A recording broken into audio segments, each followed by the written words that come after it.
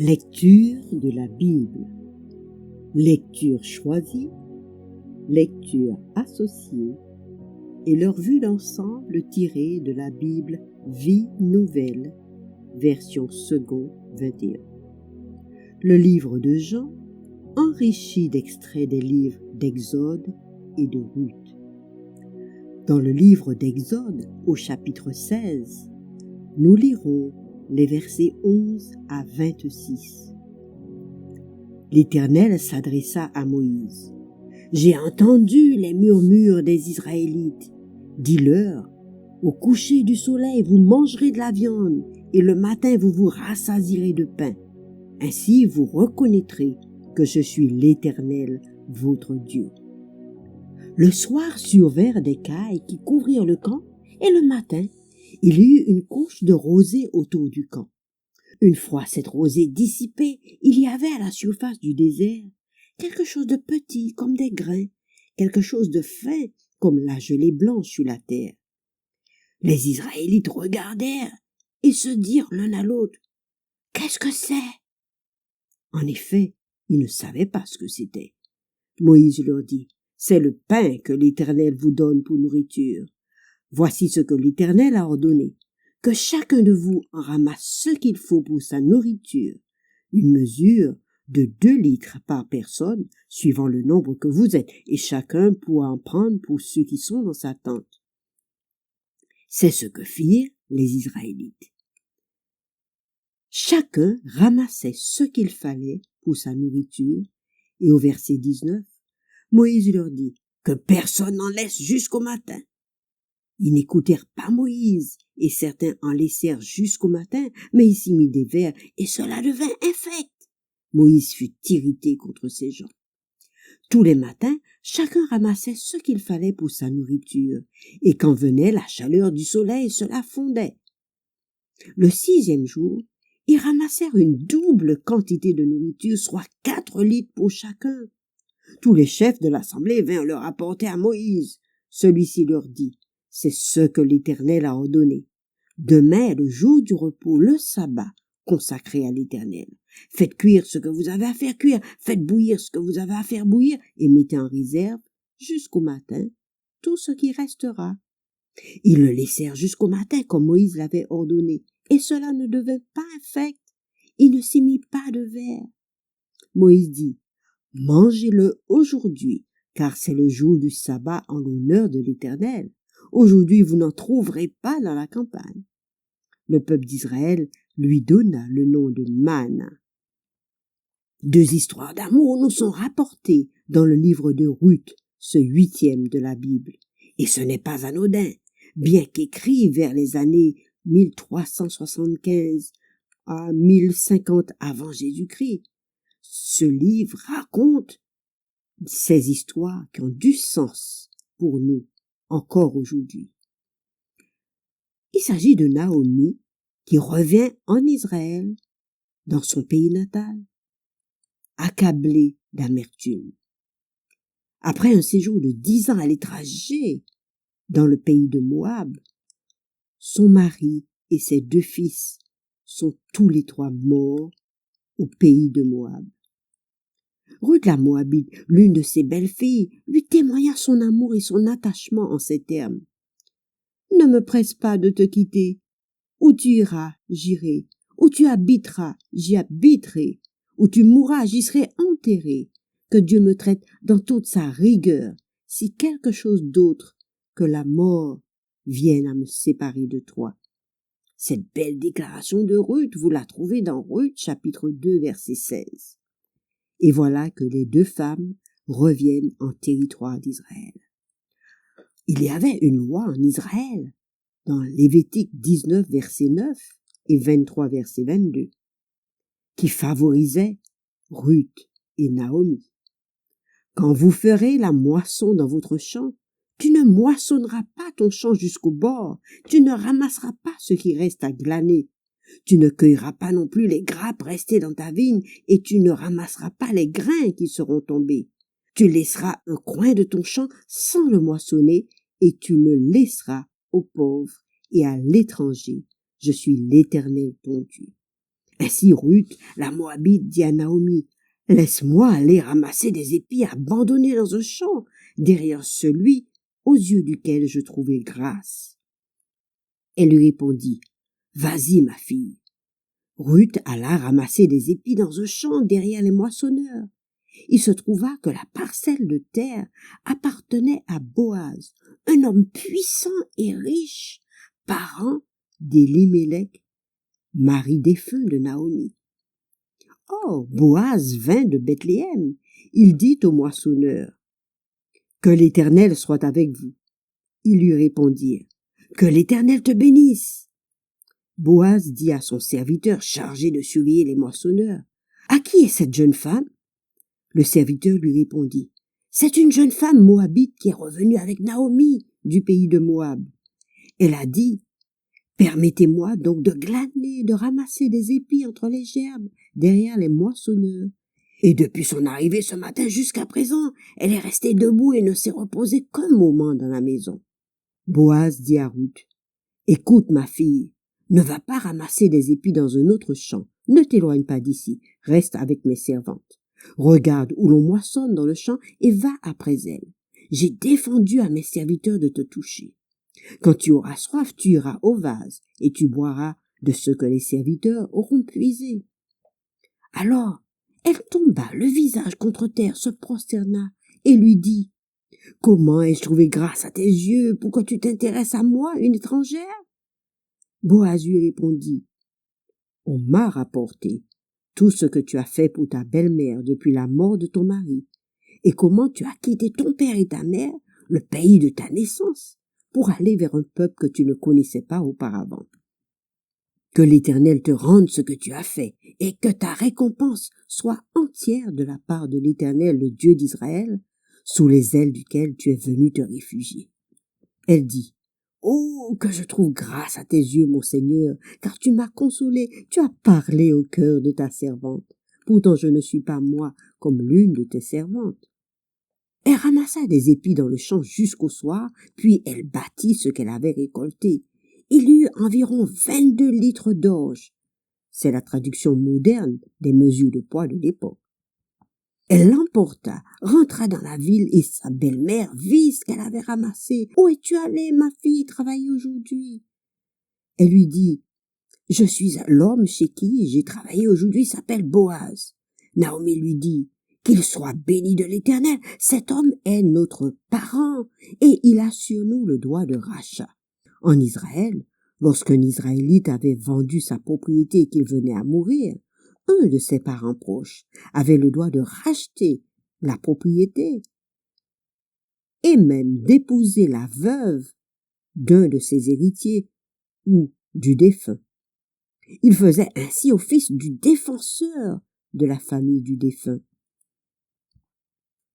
Ruth la Moabite ajouta, « Il m'a dit aussi, reste avec mes serviteurs jusqu'à ce qu'ils aient terminé toute ma moisson. » Naomi dit à sa belle-fille Ruth, « Il est bon que tu sortes avec ces servantes, ma fille, et qu'on ne te rencontre pas dans un autre champ. » Ainsi, Ruth resta jusqu'à la fin de la moisson.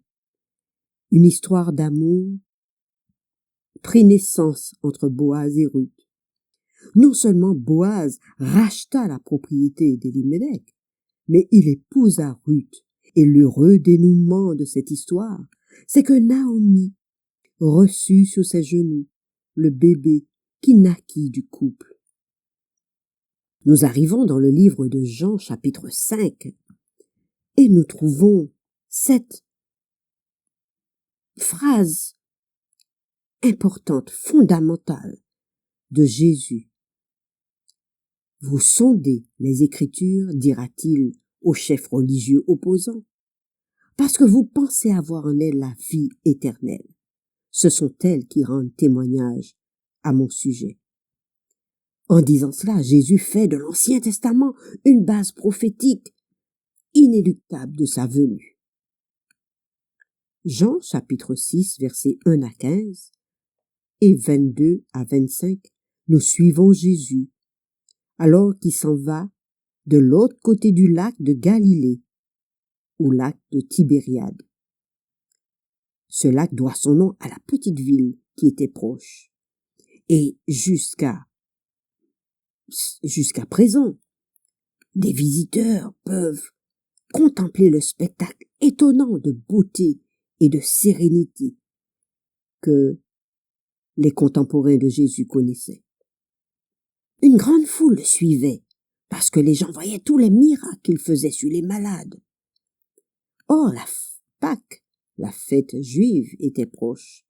Jésus leva les yeux et vit une grande foule venir à lui. Il dit à Philippe, « Où achèterons-nous des pains pour que ces gens aient à manger ?» Il disait cela pour le mettre à l'épreuve, car lui-même savait ce qu'il allait faire. Philippe lui répondit, « Les pains qu'on aurait pour 200 pièces d'argent ne suffiraient pas pour que chacun en reçoive un peu. » Un de ses disciples, André, le frère de Simon-Pierre, lui dit, « Il y a ici un jeune garçon qui a 5 pains d'orge et 2 poissons. Mais qu'est-ce que cela pour tant de monde ?» Jésus dit, « Faites asseoir ces gens. » Ils étaient au nombre d'environ 5000. Jésus prit les pains, remercia Dieu et les distribua aux disciples, qui les donnèrent à tous ceux qui étaient là. Il leur distribua de même des poissons autant qu'ils en voulurent. Lorsqu'ils furent rassasiés, il dit à ses disciples, « Ramassez les morceaux qui restent, afin que rien ne se perde. » Ils les ramassèrent donc et remplirent 12 paniers avec les morceaux qui restaient, des 5 pains d'orge, après que tous eurent mangé. À la vue de ce signe miraculeux que Jésus avait fait, ces gens disaient, « Cet homme est vraiment le prophète qui doit venir dans le monde. » Cependant, ils allaient venir l'enlever pour le faire roi, mais Jésus se retira de nouveau sur la montagne, seul. La foule vint encore à sa recherche, et quand elle l'eut trouvé, Jésus dit, « En vérité, je vous le dis, vous me cherchez non parce que vous avez vu des miracles, mais parce que vous avez mangé du pain et que vous avez été rassasiés. Travaillez non pour la nourriture périssable, mais pour celle qui subsiste pour la vie éternelle, celle que le Fils de l'homme vous donnera, car c'est lui que le Père, que Dieu lui-même a marqué de son sceau. » Ils dirent à Jésus, « Quel signe fais-tu pour que nous croyions en toi? Que fais-tu? Nos ancêtres ont mangé la manne dans le désert, comme cela est écrit. Il leur a donné le pain du ciel à manger. » Jésus leur répondit, « En vérité, je vous le dis, ce n'est pas Moïse qui vous a donné le pain du ciel, mais c'est mon Père qui vous donne le vrai pain du ciel. En effet, le pain de Dieu, c'est celui qui descend du ciel et qui donne sa vie au monde. » Alors, ils dirent, « Seigneur, donne-nous toujours ce pain-là. Si quelqu'un mange ce pain, il vivra éternellement. Et le pain que je donnerai, c'est mon corps que je donnerai pour la vie du monde. » Là-dessus, les Juifs se mirent à discuter vivement entre eux. « Comment peut-il nous donner son corps à manger ?» Ensuite, ils dirent, « Ces paroles sont très dures. » Mais Jésus insista. « En vérité, je vous le dis, si vous ne mangez pas le corps du Fils de l'homme, et si vous ne buvez pas son sang, vous n'avez pas la vie en vous-même. Celui qui mange mon corps et qui boit mon sang a la vie éternelle. Et je le ressusciterai le dernier jour. Voilà comment est le pain descendu du ciel. Il n'est pas comme la manne que vos pères ont mangée, ils sont tous morts. Mais celui qui mange de ce pain vivra éternellement. » Après l'avoir entendu, beaucoup de ses disciples l'abandonnèrent. Et Jésus, s'adressant aux 12, leur dit, « Et vous, ne voulez-vous pas aussi vous en aller ?» Mais il lui répondit, Simon-Pierre lui répondit, « Seigneur, à qui irions-nous? Tu as les paroles de la vie éternelle, et nous croyons, nous savons que tu es le Messie, le Fils du Dieu vivant. » Dans le chapitre 3 du livre de Luc, nous est rapportée la généalogie de Jésus-Christ. Nous retrouvons Boaz, le mari de Ruth, parmi ses ascendants, ainsi que le roi David, et tous deux sont originaires de la petite ville de Bethléem, la même où devait naître le Christ, ainsi que les prophètes l'avaient annoncé. Ce fut d'ailleurs un point de contestation parmi les Juifs et de mise en doute de sa divinité. En effet, Jean 7, versets 40 à 43, dit ceci. Est-ce bien de la Galilée que doit venir le Messie? L'Écriture ne dit-elle pas que c'est de la descendance de David et du village de Bethléem où était David que le Messie doit venir? Il y eut donc, à cause de lui, division parmi la foule. Nous vous invitons à lire le chapitre 2 de Matthieu, qui lève le mystère de cette discussion, de cette dissension juive. Au chapitre 12, versets 1 à 9, 6 jours avant la Pâque, Jésus arriva à Béthanie où était Lazare, qu'il avait ressuscité des morts. Là, on lui offrit un repas.